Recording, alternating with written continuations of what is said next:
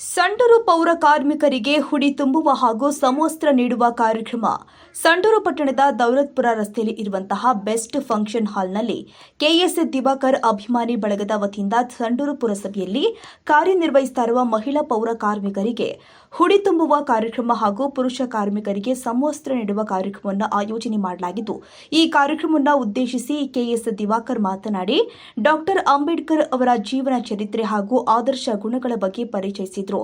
ಮುಂದುವರೆದು ಮಾತನಾಡಿ, ನಮ್ಮ ದೇಶದ ಜನತೆಯನ್ನ ಕಾಪಾಡುವಲ್ಲಿ ಮೂರು ವರ್ಗದ ಜನರು ಕಂಡುಬರುತ್ತಾರೆ.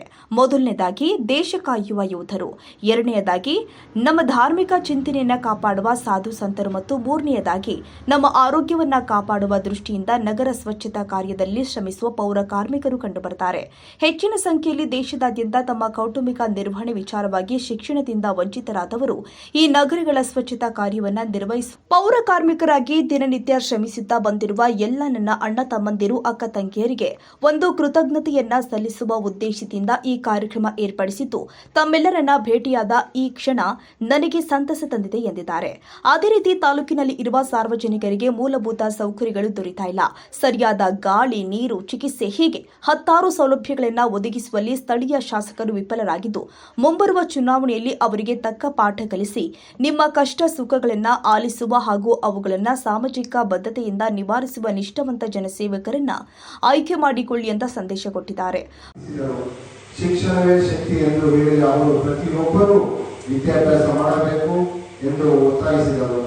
ಅಂಬೇಡ್ಕರ್ ಅವರ ಜೀವನ ನಮಗೆ ಒಂದು ದೊಡ್ಡ ಪ್ರೇರಣೆ. ನಾವು ಅದರ ಆದರ್ಶವನ್ನು ಅನುಸರಿಸಿ ಸಮಾನತೆ, ನ್ಯಾಯದ ಸಮಾಜ ನಿರ್ಮಾಣ ಮಾಡಬೇಕು.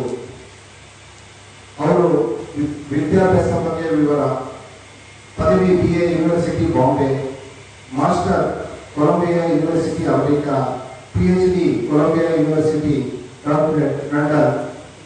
ಅದೇ ರೀತಿ ಅತ್ಯಂತ ಉನ್ನತ ಶಿಕ್ಷಣ ಪಡೆದ ಮಹಾನ್ ವ್ಯಕ್ತಿ ನಮ್ಮ ಡಾಕ್ಟರ್ BR ಅಂಬೇಡ್ಕರ್ ಅವರು. ಇವಾಗ ಸಮಾಜದ ಅವರು ವಿರುದ್ಧ ಕಠಿಣವಾಗಿ ಹೋರಾಡಿ ಸಮಾನತೆಗಾಗಿ ಜೀವವನ್ನೇ ಸಮರ್ಪಿಸಿದರು. ಬೌದ್ಧ ಧರ್ಮ ಸ್ವೀಕಾರ 1950ರಲ್ಲಿ ಅವರು ಬೌದ್ಧ ಧರ್ಮವನ್ನು ಸ್ವೀಕರಿಸಿ ಲಕ್ಷಾಂತರ ಜನರಿಗೆ ಪ್ರೇರಣೆ ನೀಡಿದರು. ಅಂಬೇಡ್ಕರ್ ಅವರ ಕೇವಲ ನಾಯಕರಲ್ಲ, ಸಮಾನತೆ ಮತ್ತು ನ್ಯಾಯಕ್ಕಾಗಿ ಹೋರಾಡಿದ ಮಹಾನ್ ರಾಜಕೀಯ ಚಿಂತಕರು. ಭಾರತದ ಸಂವಿಧಾನದ ಅವರು ಸಮಿತಿಯ ಅಧ್ಯಕ್ಷರಾಗಿದ್ದು ದೇಶದ ಸಂವಿಧಾನವನ್ನು ರೂಪಿಸಿದರು. ಕಾನೂನು ಸಚಿವರು. ಸ್ವಾತಂತ್ರ್ಯ ನಂತರ ಅವರು ಭಾರತದ ಮೊದಲ ಕಾನೂನು ಸಚಿವರಾಗಿದ್ದರು. ದಲಿತ ಹಕ್ಕುಗಳ ಹೋರಾಟ: ಸಮಾಜದಲ್ಲಿ ಹಿಂದುಳಿದ ವರ್ಗಗಳಿಗೆ ಸಮಾನ ಹಕ್ಕುಗಳಿಗಾಗಿ ಹೋರಾಡಿದರು. ಪಕ್ಷ ಸ್ಥಾಪನೆ ಮಾಡಿದರು. ಇಂಡಿಪೆಂಡೆಂಟ್ ಲೇಬರ್ ಪಾರ್ಟಿ 1936ರಲ್ಲಿ ಸ್ಥಾಪಿಸಿದರು. ನಂತರ ಶೆಡ್ಯೂಲ್ ಕ್ಯಾಸ್ಟ್ ಫೆಡರೇಷನ್ 1940ರಲ್ಲಿ ಆರಂಭಿಸಿದರು. ಅದೇ ರೀತಿ ಇಂದು ನಾವು ಮಹಾನ್ ವ್ಯಕ್ತಿ ಡಾಕ್ಟರ್ BR ಅಂಬೇಡ್ಕರ್ ಕನಸು ಕಟ್ಕೊಂಡು ಯಾವ ರೀತಿ ನಾವು ವೇದಿಕೆ ಮೇಲೆ ಕೂತಿದ್ದೀವೋ ಅದೇ ರೀತಿ ವೇದಿಕೆ ಮುಂಭಾಗದಲ್ಲಿ ಕೂತಿದ್ದೀವಿ ಅಂದ್ರೆ ಅವರು ನಮ್ಗೆ ಇವತ್ತು ಹೋರಾಡಿ ಕೊಟ್ಟಿರ್ತಕ್ಕಂಥ ಶಕ್ತಿ, ಆ ಮಾರ್ಗದರ್ಶನ ನೀವು ನಾವು ನಡ್ಕೊಂಡು ಹೋಗ್ಬೇಕು. ಅವ್ರ ನನಸು ಮಾಡಬೇಕು. ಇವತ್ತು ದೇಶದಲ್ಲಿ ನಾವು 4 ಜನರನ್ನ ನೆನೆಸ್ಕೋಬೇಕು. ಫಸ್ಟ್ ಮೊದಲನೇದಾಗಿ ನಮ್ಮ ದೇಶವನ್ನು ಗಡಿಯಲ್ಲಿ ಕಾಯ್ತಕ್ಕಂಥ ಸೈನಿಕರು ನಾವು ನೆನೆಸಬೇಕು. ಯಾಕಂದ್ರೆ ಇವತ್ತು ಸುರಕ್ಷಿತವಾಗಿ ನಾವು ನೀವು ಇದ್ದೀವಂದ್ರೆ ನಮ್ಮ ದೇಶವನ್ನು ಕಾಯ್ತಕ್ಕಂಥ ವ್ಯಕ್ತಿ ಯಾರಿದೆ? ಆ ಸೈನಿಕರು. ಅದೇ ರೀತಿ ಎರಡೂ ಬಂದ್ರೆ ನಮ್ಮ ಧರ್ಮ ಸಂಸ್ಕೃತಿ, ನಮ್ಮ ಧರ್ಮವನ್ನು ಉಳಿಸ್ತಕ್ಕಂಥ ವ್ಯಕ್ತಿ ಯಾರನ್ನ ಇದ್ರೆ ಅದು ಸಾಧು ಸಂತರು, ಅವರು ರಕ್ಷಣೆ ಮಾಡ್ತಾ ಇದ್ದಾರೆ. ಮೂರನೇದಾಗಿ ಯಾರು ಅಂದ್ರೆ ನಮ್ಮ ದೇಶದಲ್ಲಿ ಎಲ್ಲ ಮಹಾನಗರ ಪಾಲಿಕೆ ಆಗಿರ್ಬೋದು, ದೇಶ ಸುರಕ್ಷಿತವಾಗಿ ಸ್ವಚ್ಛತೆಯನ್ನು, ಶುದ್ಧವಾದ ಗಾಳಿ, ಶುದ್ಧವಾದ ನೀರು ತಗೋತಿದ್ದ ಕಾರಣನೇ ಪೌರ ಕಾರ್ಮಿಕರು. ಇವತ್ತು ಅವ್ರು ನೆನೆಸಲೇಬೇಕು ನಾವು. ಅವ್ರಿಗಂದ್ರೆ ಒಂದು ದಿನ ಉಸಿರಾಡಕ್ಕಾಗಲ್ಲ, ಶುದ್ಧವಾದ ಗಾಳಿ ಇಲ್ಲ, ಶುದ್ಧವಾದ ನೀರು ತಗೊಳಕ್ಕಾಗಲ್ಲ, ಒಂದು ದಿನ ಚರಂಡಿ ಬ್ಲಾಕ್ ಆದ್ರೂ ಕೂಡ ಮಾಡ್ಕೊಳ್ಳೋಕ್ಕಾಗಲ್ಲ ನಮಗೆ. ಇವತ್ತು ಅವ್ರ ಆರೋಗ್ಯ ಹೆಂಗಿರುತ್ತೆ ಗೊತ್ತಿಲ್ಲ, ಆದ್ರೆ ಕೂಡ ನಮಗೋಸ್ಕರ ನಮ್ಮ ದೇಶ ಚೆನ್ನಾಗಿರ್ಬೇಕು, ನಮ್ಮ ಜನಗಳ ಚೆನ್ನಾಗಿರ್ಬೇಕು ಅಂತೇಳಿ ಇವತ್ತು ಮುಂದೆ ಬಂದು ಯಾವ ಟೈಮಲ್ಲಿ ಬ್ಲಾಕ್ ಆಗಿದೆ ಡ್ರೈನೇಜ್. ಯಾಕಂದ್ರೆ ನಾನು ಮಹಾನಗರ ಪಾಲಿಕೆ ಸದಸ್ಯನಾಗಿ 5 ವರ್ಷ ಸೇವೆ ಮಾಡಿದ್ದೀನಿ, ನನಗೆ ಗೊತ್ತಾಗೋ. ಅರ್ಧ ರಾತ್ರಿ ಡ್ರೈನೇಜ್ ಬ್ಲಾಕ್ ಆಗಿದೆ, ಇಲ್ಲಿ ನಾಯಿ ಸತ್ತೋಗಿದೆ, ಆಕಳ ಸತ್ತೋಗಿದೆ, ಇಮಿಡಿಯೇಟ್ಲಿ ಬಂದು ಸೇವೆ ಮಾಡ್ತಕ್ಕಂಥ ವ್ಯಕ್ತಿ ಯಾರು ನಮ್ಮ ಪೌರ ಕಾರ್ಮಿಕರು. ಅವ್ರು ನೆನೆಸಲೇಬೇಕು.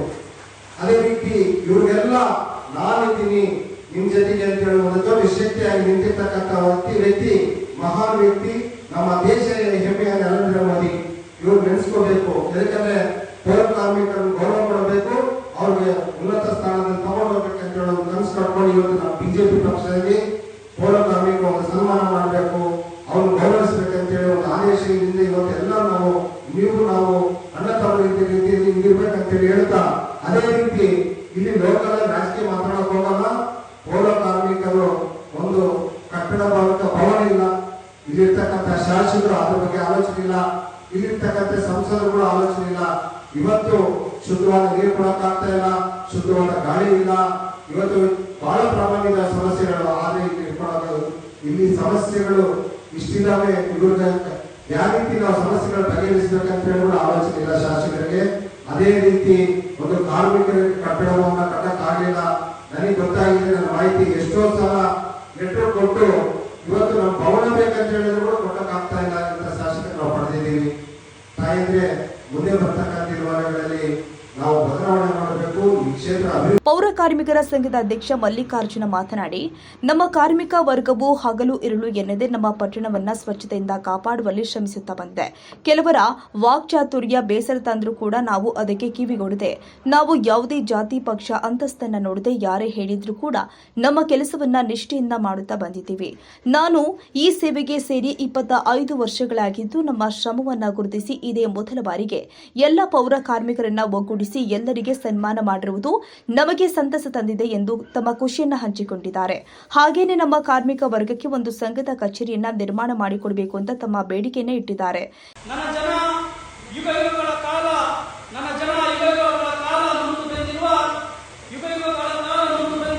ದಲಿತ ವರ್ಗವು ಈ ದೇಶವನ್ನು ಆಳುವುದನ್ನು ನನ್ನ ಕಣ್ಣಾರೆ ನೋಡುವುದೇ ನನ್ನ ಪ್ರಮುಖ ಎಂದು ಬಾಬಾ ಸಾಹೇಬ್ ಹೇಳಿದ್ದಾರೆ. ಇವತ್ತು ತಾವೆಲ್ಲರೂ ನೋಡಿರ್ಬೋದು, ದಲಿತರನ್ನು ಇವತ್ತು ದೇವಾಲಯಗಳಿಂದ ಬಹಿಷ್ಕರಾಗ್ತಿದ್ರು, ಕೇರಿಗಳಿಂದ ಬಹಿಷ್ಕರಾಗ್ತಿದ್ರು. ಇವತ್ತೆಲ್ಲ ಶೋಷಣೆಗೆ ಒಳಗಾಗಿರುವಂತಹ ನಮ್ಮ ಸಮಾಜ ಇವತ್ತೇನಾದರೂ ನಾವು ಸಮಾನತೆಯಿಂದ ಇವತ್ತು ನಾವು ಈ ವೇದಿಕೆಯಲ್ಲಿ ಮಾತಾಡ್ತಾ ಇದೀವಿ. ನೀವು ವೇದಿಕೆ ಮುಂಭಾಗದಲ್ಲಿ ಕುಂತಿದ್ರಂದ್ರೆ ಇದಕ್ಕೆ ಮುಖ್ಯ ಕಾರಣ ಬಾಬಾ ಸಾಹೇಬ್ ಅಂತ ಮಹಾನ್ ವ್ಯಕ್ತಿ, ಅಂತ ವಂಶಸ್ಥರಲ್ಲಿ ನಾವೆಲ್ಲ ಹುಟ್ಟಿರುವುದು ನಮಗೆ ಹೆಮ್ಮೆ ಅನಿಸ್ತಿದೆ. ಹಾಗಾಗಿ ಇವತ್ತೇನು ಪೌರ ಕಾರ್ಮಿಕರ ಇವತ್ತೆಲ್ಲ ನಾವು ಚೆನ್ನಾಗಿದ್ದೀವಿ, ಆರೋಗ್ಯವಾಗಿದ್ದೀವಿ, ದೈಹಿಕವಾಗಿ ಚೆನ್ನಾಗಿದ್ದೀವಿ ಅಂದ್ರೆ ಅದಕ್ಕೆ ಮುಖ್ಯ ಕಾರಣ ಪೌರ ಕಾರ್ಮಿಕರ ಶ್ರಮ. ಅವರು ನಿಸ್ವಾರ್ಥ ಸೇವೆ ಮಾಡ್ತಾ ಇದ್ದಾರೆ. ಇವತ್ತು ಸಮಾಜದಲ್ಲಿ ಸ್ವಚ್ಛತೆ ಮತ್ತು ಆರೋಗ್ಯವಾಗಿರುವಂತ ತಮ್ಮ ಕುಟುಂಬವನ್ನು ಲೆಕ್ಕಿಸದೆ, ತಮ್ಮ ಆರೋಗ್ಯವನ್ನು ಲೆಕ್ಕಿಸದೆ, ಬೇರೆಯವರ ಒಳಿತಿಗಾಗಿ ಬೇರೆಯವರ ಒಂದು ಒಳ್ಳೆಯದಕ್ಕಾಗಿ ಅವರು ಹಗಲಿರುಳು ಶ್ರಮಿಸುತ್ತಿದ್ದಾರೆ. ಪೌರ ಕಾರ್ಮಿಕರಿಗೆ ಇವತ್ತು ಅಂತ ವ್ಯಕ್ತಿಗಳಿಗೆ ನಾವು ಗುರುತಿಸಿ ಉಳಿದುಂಬ ಕಾರ್ಯಕ್ರಮ ಮಾಡಬೇಕು, ಅಂತ ವ್ಯಕ್ತಿಗಳಿಗೆ ನಾವು ಗೌರವ ಸಲ್ಲಿಸಬೇಕಂತ ಬಾಬಾ ಸಾಹೇಬ್ ಅವರ ಒಂದು ಕನಸನ್ನು ವಿಚಾರದ ಜಾರಿಯನ್ನು ಮೈಗೂಡಿಸಿಕೊಂಡು ಕೇರಳವರನ್ನ ಒಂದು ಅರ್ಥಪೂರ್ಣವಾದ ಕಾರ್ಯಕ್ರಮ ಮಾಡ್ತಿದ್ದಾರೆ. ಇವತ್ತು ನಾನು ಮಾತನಾಡ್ತೀನಿ. ಕೇರಳವರು ಒಂದು ವ್ಯಕ್ತಿ ಅಲ್ಲ, ಸರ್ವಧರ್ಮದ ಶ್ರೇಷ್ಠ ನಾಯಕ, ಸರ್ವಕಾಲಕ್ಕೂ ಶ್ರೇಷ್ಠ ನಾಯಕ ಅಂತ ಹೇಳಿ ಇಷ್ಟಪಡ್ತೀನಿ. ಅಂತ ಮಹಾನ್ ವ್ಯಕ್ತಿಯನ್ನು ಇವತ್ತು ನಮ್ಮ ಭಾಗದಲ್ಲಿ ನಾವು ಪಡ್ಕೊಂಡಿರೋದು ನಮ್ಮೆಲ್ಲರ ಅದೃಷ್ಟ ಅಂತ ಹೇಳಿದ್ವಿ. ಮುಂದಿನ ದಿನಮಾನಗಳಲ್ಲಿ ಬಾಬಾ ಸಾಹೇಬರ ಆಶೀರ್ವಾದ, ಈ ಭಗವಂತರ ಆಶೀರ್ವಾದ, ನಿಮ್ಮೆಲ್ಲರ ಬೆಂಬಲ ಕೇರಳ ಮೇಲೆ ಇರಬೇಕು. ಅವ್ರ ಕೈ ಬಲಪಡಿಸುತ್ತಿದ್ದಾರೆ ಕೆಲಸ ಮಾಡ್ತಾ ನನಗೆ ಅವಕಾಶ ಮಾಡಿ. ಈ ಕಾರ್ಯಕ್ರಮದಲ್ಲಿ ದಲಿತ ಸೇನೆ ತಾಲೂಕು ಅಧ್ಯಕ್ಷ ರಾಜೇಶ್ ಹೆಗಡೆ, ಸಿದ್ದೇಶ್, ದಲಿತ ಮುಖಂಡರುಗಳು, ಅಭಿಮಾನಿ ಬಳಗದ ಸದಸ್ಯರುಗಳು, ಕೆಎಸ್ ದಿವಾಕರ್ ಅವರ ತಾಯಿ ಅರುಣ ಹಾಗೂ ಧರ್ಮಪತ್ನಿ ಶ್ರೀದೇವಿ ಭಾಗವಹಿಸಿ ಮಹಿಳಾ ಕಾರ್ಮಿಕರಿಗೆ ಹುಡಿ ತುಂಬುವ ಕಾರ್ಯದಲ್ಲಿ ಭಾಗವಹಿಸಿದ್ರು. ರಾಜು ಪಾಳಿಗರ್, ನವಕರ್ನಾಟಕ ಟಿವಿ. ನವಕರ್ನಾಟಕ ಟಿವಿ ಜನಪರ ನ್ಯಾಯಪರ. ನೀವಿನ್ನ ನಮ್ಮ ಚಾನೆಲ್ ಸಬ್ಸ್ಕ್ರೈಬ್ ಮಾಡಿಲ್ಲ ಅಂದ್ರೆ ಈ ಕೂಡಲೇ ಲೈಕ್ ಮಾಡಿ, ಶೇರ್ ಮಾಡಿ, ಸಬ್ಸ್ಕ್ರೈಬ್ ಮಾಡಿ, ತಪ್ಪದೆ ಬೆಲ್ ಐಕಾನ್ ಕ್ಲಿಕ್ ಮಾಡಿ.